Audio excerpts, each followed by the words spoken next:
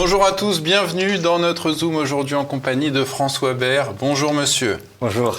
Vous êtes ancien élève de Saint-Cyr, ancien officier parachutiste de la Légion étrangère. Vous avez créé la société d'Edelweiss RH en 2011, puis l'école du discernement en 2019, qui forme notamment les commissaires de police et les directeurs pénitentiaires. Et justement, à propos de discernement, vous publiez cet ouvrage chez Artege, Le discernement à l'usage de ceux qui croient qu'être intelligent suffit pour décider.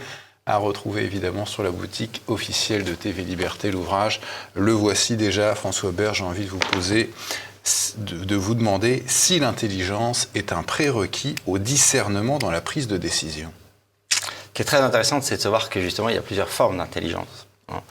On a un système scolaire qui a valorisé l'intelligence qu'en termes de savoir, de restitution, de plein de choses. Vous voyez quelqu'un comme Jeanne d'Arc, vous voyez, c'est l'image qui me vient immédiatement. C'est quelqu'un qui Elle ne connaissait ni du A ni du B, disait-elle. Voilà. Elle qui n'est pas du tout cultivée, mais qui est lumineuse dans sa clairvoyance. Et elle met en déroute ses juges par la pertinence de ses réponses, parce que justement, elle ne produit pas du savoir pur, elle ne produit pas de la restitution savante, elle produit de la simplicité de bon sens. Et puis à des milliers de kilomètres de Jeanne d'Arc, il y a ce film Forrest Gump qui est un simple d'esprit, mais qui prend toujours les bonnes décisions et qui finit par réussir sa vie...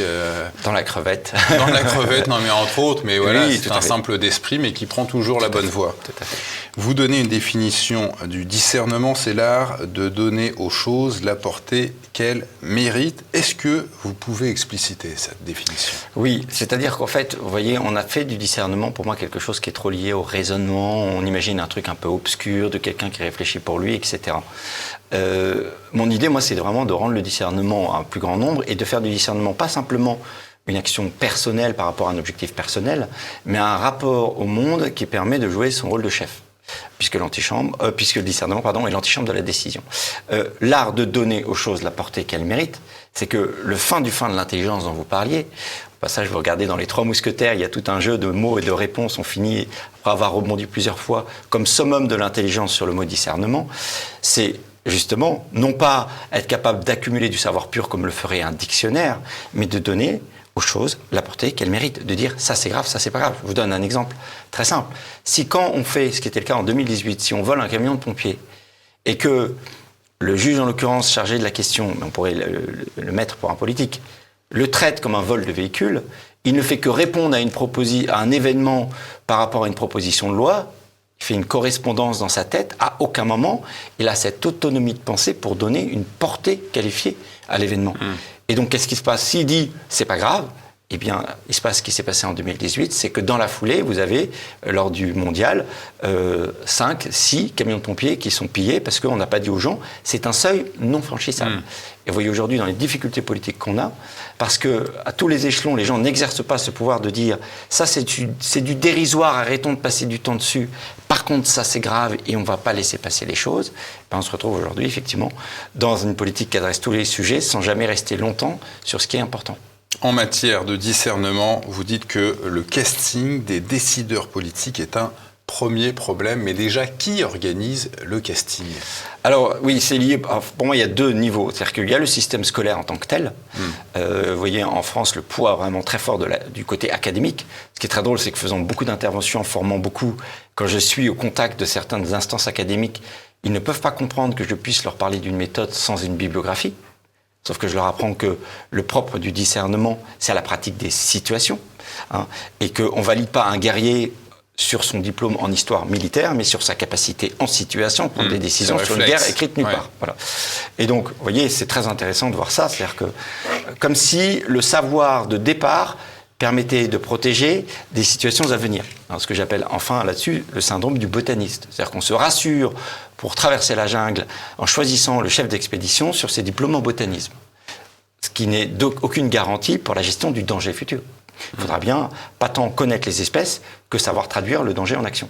Et de l'autre côté, vous avez le système politique, donc ça c'est le système académique très français, pas assez plongé dans l'empirisme, et vous avez le système politique, qui n'est pas que français, qui est qu'aujourd'hui, les élections étant ce qu'elles sont, avec un système médiatique de plus en plus répandu, de plus en plus instantané, qu'on donne la prime au meilleur vendeur. Et donc celui qui va marquer des points, c'est celui qui génère l'émotion qu'on attend tout de suite sur le moment, beaucoup plus que celui qui a l'intelligence de l'action. Et vous voyez le binôme des deux, je peux vous donner un très bon exemple. Vous voyez l'histoire qui s'est passée récemment avec la rectrice de Versailles, là, qui a laissé passer une lettre très dure pour des parents d'élèves et que l'élève s'est suicidé. Bon, voilà. Ce qui est très intéressant là-dessus, c'est que, il y a la posture de sachant fait que les gens vont dire « j'adresse », désolé, la formule est affreuse, j'adresse tous les sujets, mais c'est comme ça que les gens parlent, hélas. Donc, je suis sûr d'être très forte parce que je suis sur tous les sujets, mais je ne suis pas capable de me mettre en retrait pour dire « ça c'est pas grave, ça c'est pas grave, ça c'est pas grave ». Ça c'est grave, ça je peux pas laisser passer. Donc il y a un vrai problème de filtrage parce qu'on est submergé par le dérisoire. Mais ce qui est intéressant, c'est la réponse. Vous voyez que c'est Elisabeth Borne qui s'en saisit. Là, on se dit pourquoi s'occupe-t-elle de ça alors qu'elle a déjà tellement à faire et a tellement de choses à coordonner en France. Et la réponse, c'est quoi? C'est de dire on a la réponse, maintenant il y aura saisine immédiate du procureur. Comme si le fait d'avoir une réponse légale et émotionnelle immédiate réglait le problème en profondeur, là où le vrai problème, c'est toute la structure d'autorité à l'école qui fait que, à partir du moment où il y a de l'autorité à l'école, le savoir est transmis d'une part, et d'autre part, on amène les élèves à se respecter entre eux. Est-ce qu'il y a un problème de discernement avec notre chef de l'État, Emmanuel Macron?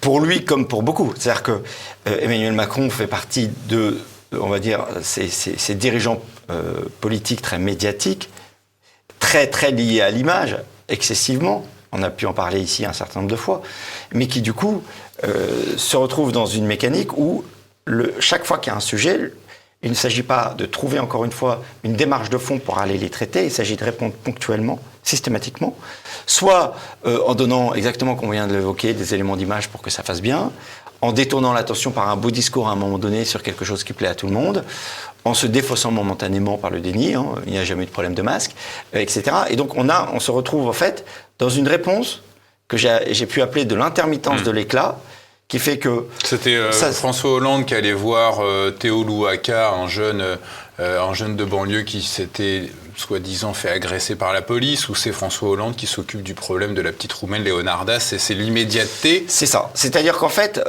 c'est pour ça que Emmanuel Macron n'a pas l'apanage, hélas, de ce genre de comportement, mais c'est qu'on est dans un monde médiatique qui a un double problème, c'est qu'il fait advenir tout sur la table, le dérisoire comme l'essentiel, au même niveau. Et on a une espèce d'illusion de ceux qui sont au pouvoir qui consiste à croire qu'à chaque fois qu'on répond par l'émotion à un sujet, on le traite. Et il y a un double problème, c'est que d'une part, on ne le traite pas vraiment. Je reviens sur l'exemple qu'on a évoqué précédemment. Mais surtout, on ne se rend pas compte des conséquences qu'on peut créer derrière. Vous voyez, l'affaire Naël, c'est un cas d'école. L'affaire Naël, vous avez un double problème. Vous avez un problème individuel qui a une famille endeuillée, qui perd un enfant jeune dans les circonstances qu'on sait. Et vous avez un problème qui est l'autorité de la police dans des situations compliquées.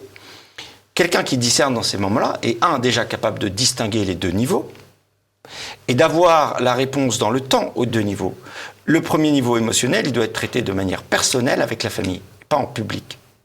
Et le deuxième niveau, il doit être traité pour le moins avec une prise de champ. Et là, celui qui se sort de l'événement comprend que la priorité de l'État, ce n'est pas la réponse émotionnelle ponctuelle. La priorité de l'État, c'est la continuité de ses forces de police, surtout dans un contexte où concrètement, il y a non-respect de la loi, il y a danger pour autrui. Et vous voyez, l'obsession de dire il y a une émotion, il faut que j'y réponde, fait qu'on mélange tout et que non seulement on ne traite pas le problème en profondeur, mais on crée des calamités parce que cette obsession du point génère bien plus grave, puisqu'on entraîne derrière, une autorisation de tout le monde, puisqu'on désavoue la police, à faire n'importe quoi. Le problème du discernement, vous le reliez à la démocratie, vous dites, elle fait advenir majoritairement des mauvais profils, brillants dans la vente ou l'expertise, mais non disposés au discernement. Comment vous expliquez ce problème de la démocratie?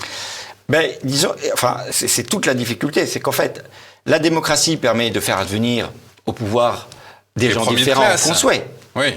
Mais avec aujourd'hui un monde ultra médiatique et donc l'accélération de l'image, on a un système qui fait que on va faire advenir au pouvoir, on l'évoquait tout à l'heure, les meilleurs vendeurs, aujourd'hui même d'ailleurs les meilleurs narcissiques, c'est-à-dire les gens qui savent se faire aimer comme ils s'aiment eux-mêmes. Donc ils sont des professionnels du petit pas de côté, de l'émotion soudaine, du côté un peu particulier, qui accapare l'attention sur eux. Et donc, en gros, les qualités requises pour la conquête du pouvoir ne sont pas les qualités requises pour l'exercice du pouvoir. On a toujours cette difficulté-là. C'est quoi les prérequis à un bon discernement pour sortir justement de ce que vous appelez la tyrannie de l'immédiateté? Alors, on va réfléchir à deux niveaux. Enfin, pour moi, et c'est toutes les solutions que je développe, mais vous y reviendrez peut-être, pour la personne qui veut se former au discernement, j'ai des réponses. Et pour la personne qui n'est pas forcément disposée, qu'à tout le moins, elle s'entoure de gens capables de l'aider à discerner. Que ce soit en ayant des vrais bras droits pour ça, ou que ce soit en ayant des conseillers en discernement, des gens qui soient capables de leur faire prendre du recul. Mais si on revient sur le premier élément, mon premier sujet, c'est des cures de silence et de solitude. C'est-à-dire que... Il faut apprendre à la boucler, quoi. Mais il y en a qui en sont incapables. Ben oui, mais c'est-à-dire qu'en fait, les gens, je le dis... Parce qu'ils ont réponse à tout, parce qu'ils sont premiers de classe. Parce qu'ils sont premiers de classe et qu'ils se croient tout le temps à question pour un champion. Mais parce que, et là c'est important de lire, que les gens le fassent même par intérêt. Les gens croient que s'ils ne sont pas présents sur tous les sujets, ils vont se faire larguer. C'est précisément le contraire qui se passe aujourd'hui. Aujourd'hui, c'est ceux qui savent se taire, ceux qui savent avoir une parole rare, ceux qui n'interviennent que quand c'est important, qui sont écoutés. Parce que se dit, oula, s'il lui prend la parole, c'est qu'il y a quelque chose de sérieux. Et donc, cure de silence et de solitude, c'est non seulement s'imposer le tri nécessaire au sujet, arrêtons de réagir à tous les sujets, la plupart des sujets ne méritent même pas une réaction. Laissons Sandrine Rousseau sur toutes ces élucubrations, on gagnera du temps. Et la deuxième chose, c'est que le silence permet de voir l'invisible. Parce qu'on fait des cures de silence et de solitude, la solitude creuse en soi les capacités intérieures d'écouter de tri. Quand on est capable de rester seul, on est capable d'arrêter, d'être ballotté par les événements. Et dans le silence, tout se décante. Dans le silence, on s'aperçoit que l'événement qui nous avait secoué émotionnellement a d'autres lames de fond, a d'autres enjeux. On reprend l'affaire Nel, on peut reprendre la guerre en Ukraine. On voit que c'est compliqué, que ça ne peut pas être que binaire, ça ne peut pas être que émotionnel, qu'il y a des intérêts, qu'il y a des enjeux. Eh bien, un chef d'État, et tout chef qui se respecte à son niveau, à partir du moment où il se tait et où il est capable de rester seul pour laisser décanter les choses, laisse se déployer la réalité des sujets et peut prendre des bonnes décisions.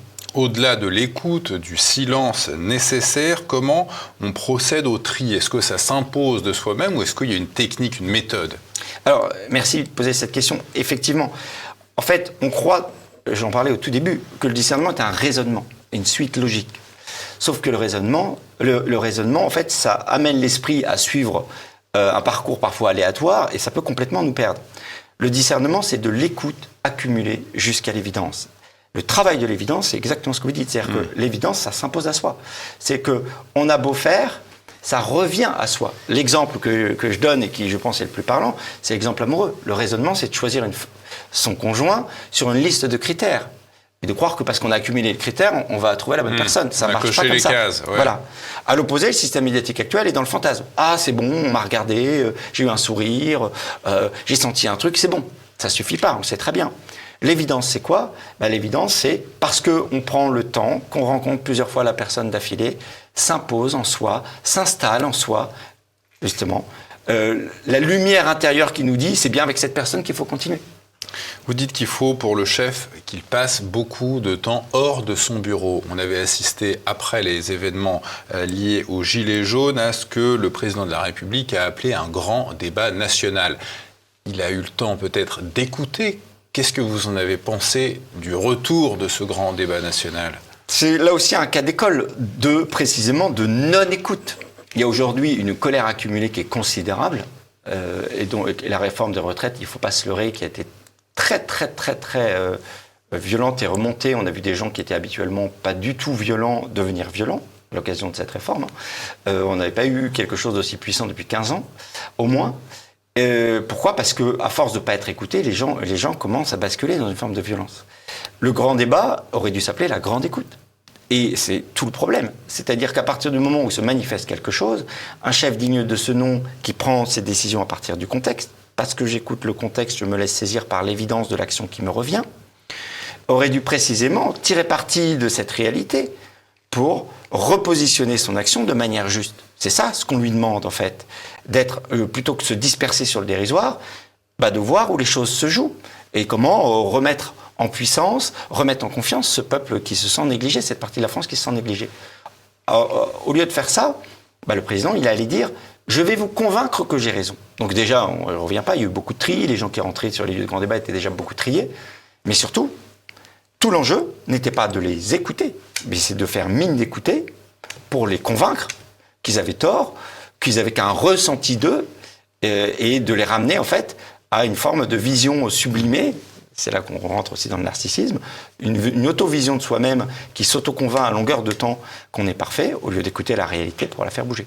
Plus récemment, la crise du Covid qu'on a aujourd'hui totalement occultée, en tout cas dans les médias de masse, aurait pu, dites-vous, être l'occasion d'une plus grande cohésion nationale, mais sa gestion a fait naître la désunion et la défiance. Alors, quelles ont été, à vos yeux, les erreurs du président Macron là-dessus ? En fait, j'avais écrit un article à l'époque qui s'appelait le vertige du microscope ou la tyrannie du pixel. Il y a une rencontre qui se fait entre ce qu'on a évoqué au début du système scolaire qui est obsédé par le point et par la bonne note, et le pixel d'image qui fait qu'on veut surtout dire qu'on est parfait. Et vous voyez, le cas d'école, je cite ça dans le livre, c'est le problème de masque. Honnêtement, on peut pendant très longtemps parler des erreurs, du masque, etc.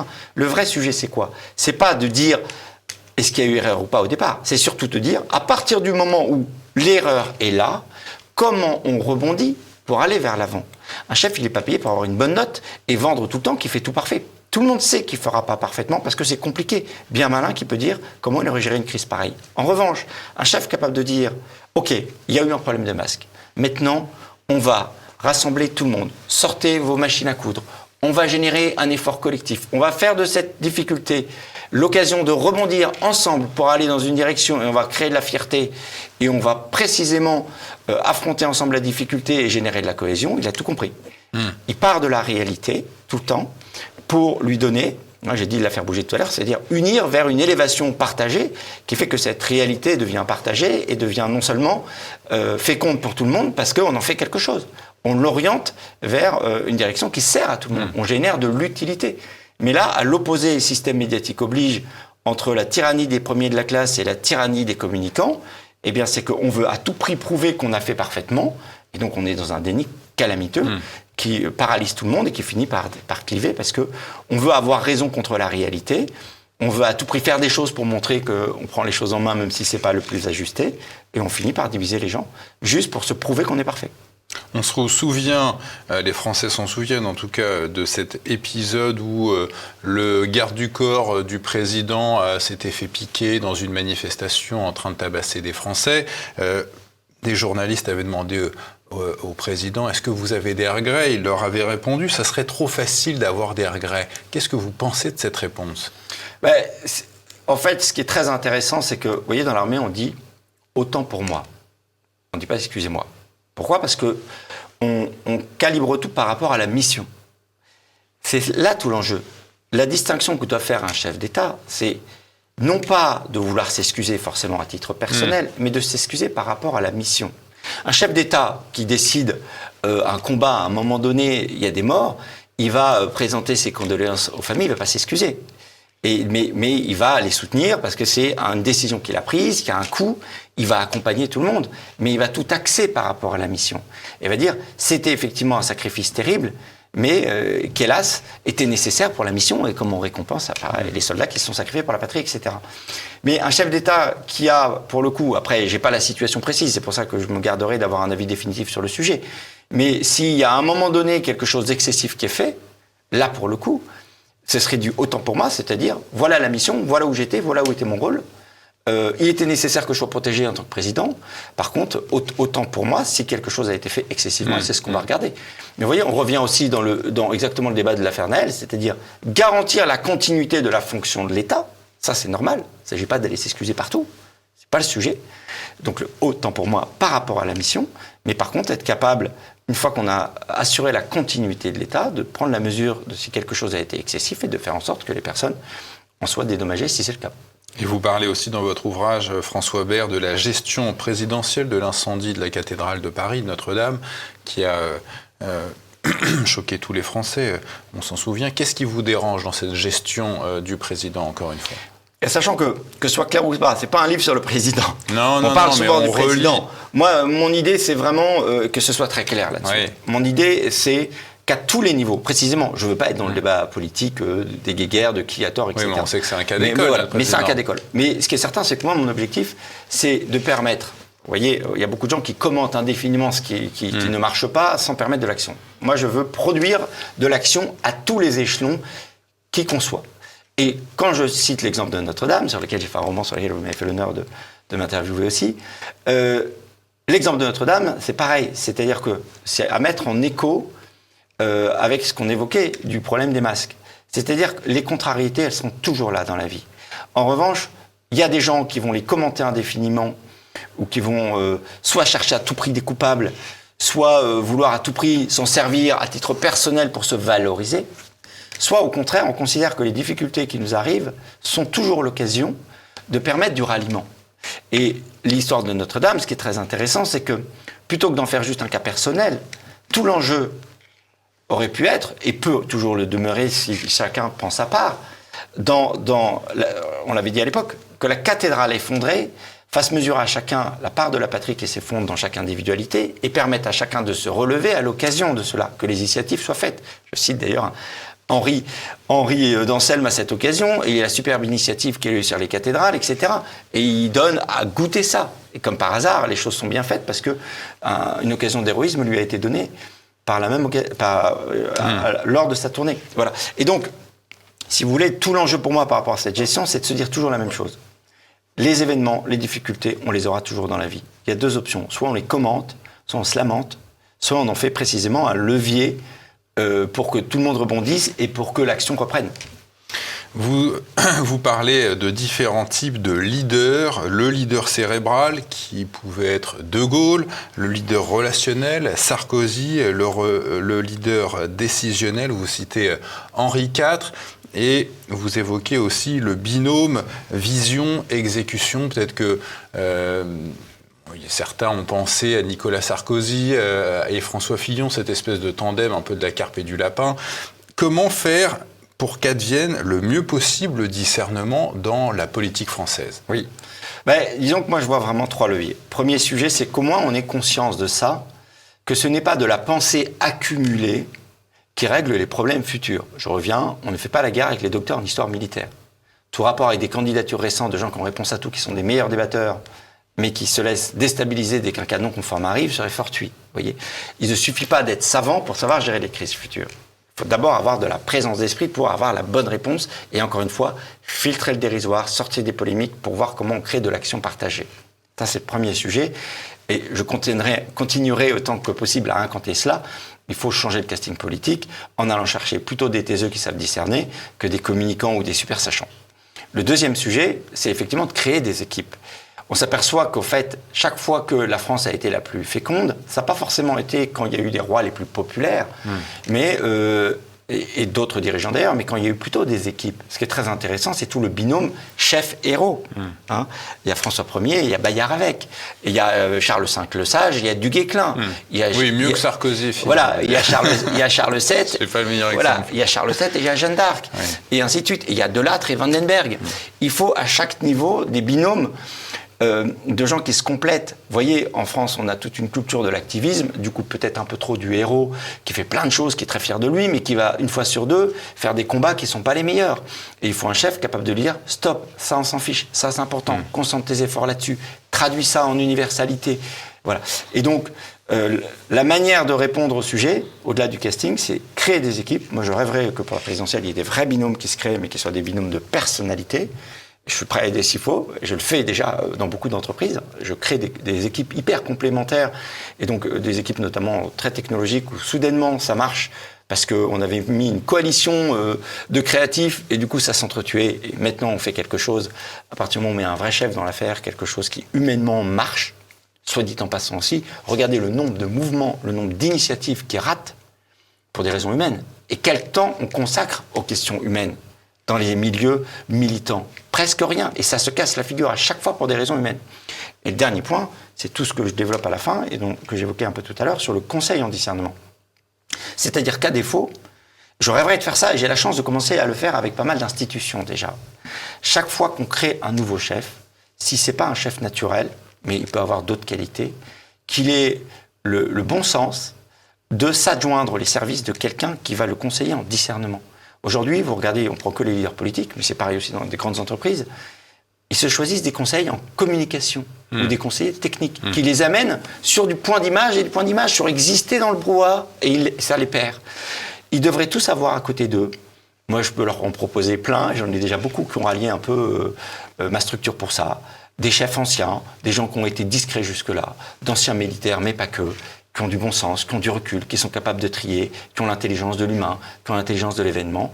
Et ça permettrait d'avoir des chefs politiques qui ne soient pas des écumologues qui surfent à longueur de temps sur le dérisoire et qui rentrent enfin dans l'action dont le pays a besoin.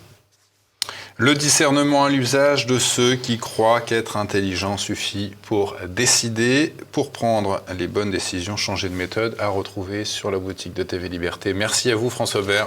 Merci Pierre.